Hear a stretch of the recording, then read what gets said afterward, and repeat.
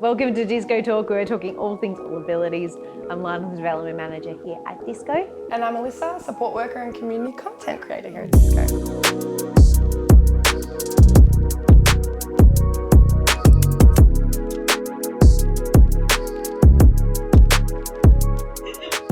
What are we talking about today? Representation, one of my favourite topics? Subjects? Yeah. Both work. Representation is, what does it mean to you? Representation means seeing people who I can relate back to in the media, in the workplace, in movies, in cartoons, in toys, people I can relate to. Yeah, that's what representation means to me. That's really cool. And it's being able to be inspired that someone like you can do something, hey? Yeah, I think that a big change that we've seen in especially modelling and that sort of aspect of fashion, not too long ago, a lot of these big brands and smaller brands and would have what we would call the ideal person that society's standards meet. And I think recently we've seen so much more diversity, whether it be, body size, skin colour, the type of body you have, people with disabilities and really representing everyone and not just, that little sort of person that we put our standards on. Yeah, I think what I've noticed is that because it has become a lot more prevalent, companies looking at going, all right, how can we diversify? What I've noticed are the ones that take it a step further. So yes, you've got so much more diversity on the catwalks or in advertising and catalogs, and that's really great.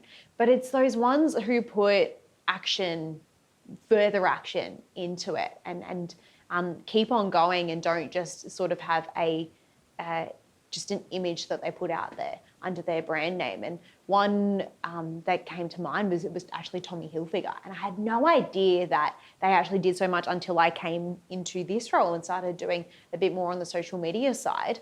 And they have a full accessible clothing range.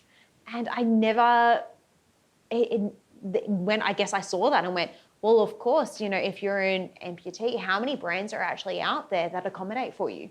If you're someone who has is struggling doing up arms, how many brands actually take that into account and give you a range of clothing that suits your needs or supports you in being able to wear what you want to wear.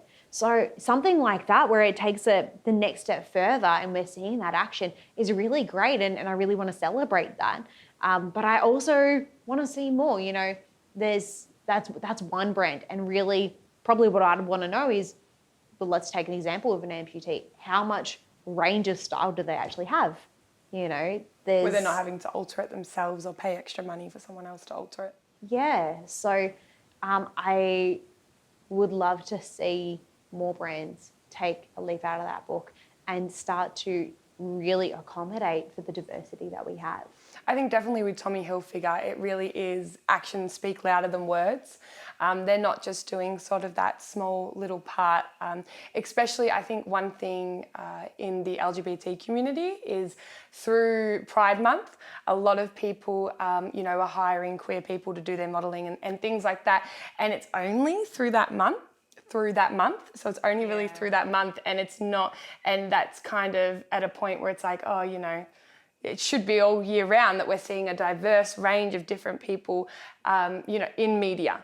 So it should be all year round, and I hope, I don't think we're stepping backwards in any way. We're definitely fully stepping forwards. But yeah, actions speak louder than words, especially with places like Kmart. We talked about Kmart, and we have like Big W and Target and all that with their models, they're having a diverse range of people. But I think one thing with Kmart is, and they have done so well when it comes to representing the disability community, which is like their range of dolls that they have, and all that sort of stuff is really actions speak louder than words. And you've got them on your desk, I don't do. you? I keep the dolls on my desk. When I saw them, I got so excited that I brought one of each. I was like, oh, look at these dolls. Growing up, I grew up with Barbie and Bratz and never had anything like that. And I got that excited that I brought every single one of them. And I was like, I shared them with my children in my life. And I go, I'm going to put these on my desk. That's where they're going to live, you know. So they sit on my desk. But yeah, 100%. That's. Well, what was that story you were telling me about Barbie?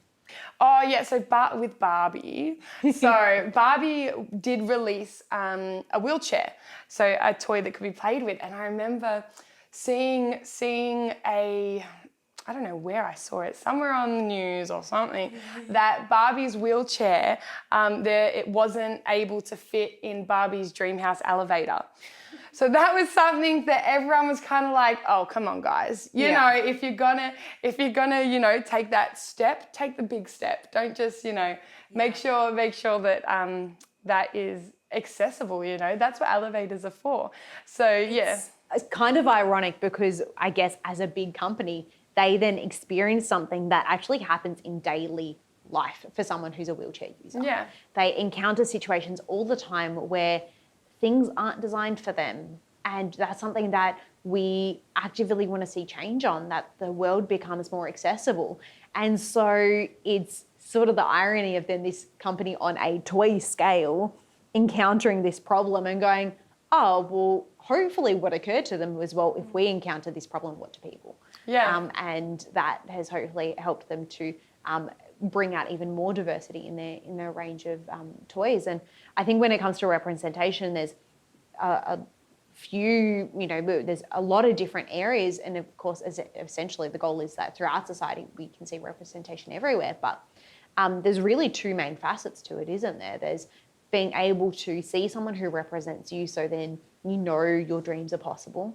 I know for myself, being a sports lover, I love seeing now how far women in sport have come, and something like the AFLW. I would have loved to see that as a kid, but I just never knew that was possible. An option. That was never an option. Yeah, especially growing up, girls. I know my sister, for one, had to stop playing footy once she got that certain age of puberty because there wasn't a girls' team around, and she was becoming a woman. So yeah, she had to stop playing for a little bit, and she still plays now. I know How unfortunate. Yeah, which, is something, but it's something I suppose we'll learn from and we'll get there. But I think it was only in 2018 or 2019 that the first football shoe designed for women came out. So you've got to think, before then, all these shoes were designed for men. Yeah. So that was that's something. So we see things slowly happening, and and I don't think we're stepping backwards. We're definitely stepping forwards, and it's so exciting to see that.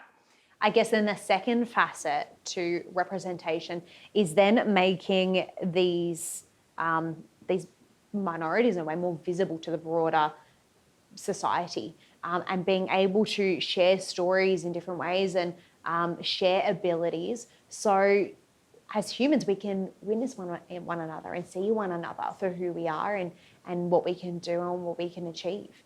And so there's really that two sides to it. And so hopefully as more things become diverse, that the broader society can learn and be inspired by that diversity. And there's so many different people. No two humans are the same, unless you're identical twins. And even then, you're not the same person. So we're all so different, and we need a wide range of all different types of people, and you can't just stick to the one that society might claim to be the most attractive to the eyes. And I think finding beauty in everything is a great thing to do. But one other key area is workforce, and being able to have accessible workforce and diversity in workforce. I recently watched a TED Talk of a woman she's a doctor, and she's also a wheelchair user. So she talks about the ups and the sort of downs of being in that industry. And one of the ups that I really inspired me, and that is really a light bulb went off, was that when she was working, she had a young man who was also a wheelchair user come into her office, and his eyes just lit up at the fact that his doctor was in a wheelchair as well, and that's something so small that I think it was called stop wasting talent, something along them lines. And we've had a whole discussion about disability in the workforce and the stigma around it, but I will link it below because it's such a good TED talk that this woman does. But yeah, like seeing someone who is a doctor especially, that's a pretty big field. Seeing someone like that just seemed to light up this child's eyes. So that was a really cool story to hear. And I'm sure there's plenty of stories out there like that, but it'd be great to have more and more stories like that. Absolutely. If you are someone who gets inspired by someone who's in media and workforce and whatnot, who's been able to inspire you to spur on with your dreams, we want to hear about it.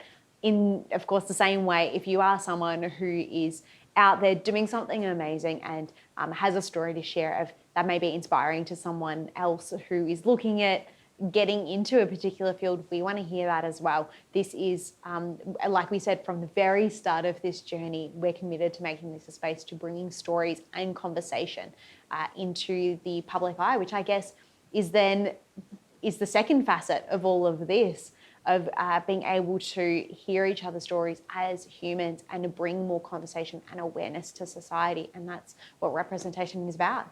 Yeah, definitely. Wherever you're tuning in from, don't forget to like, comment and subscribe, and we'll see you in our next podcast.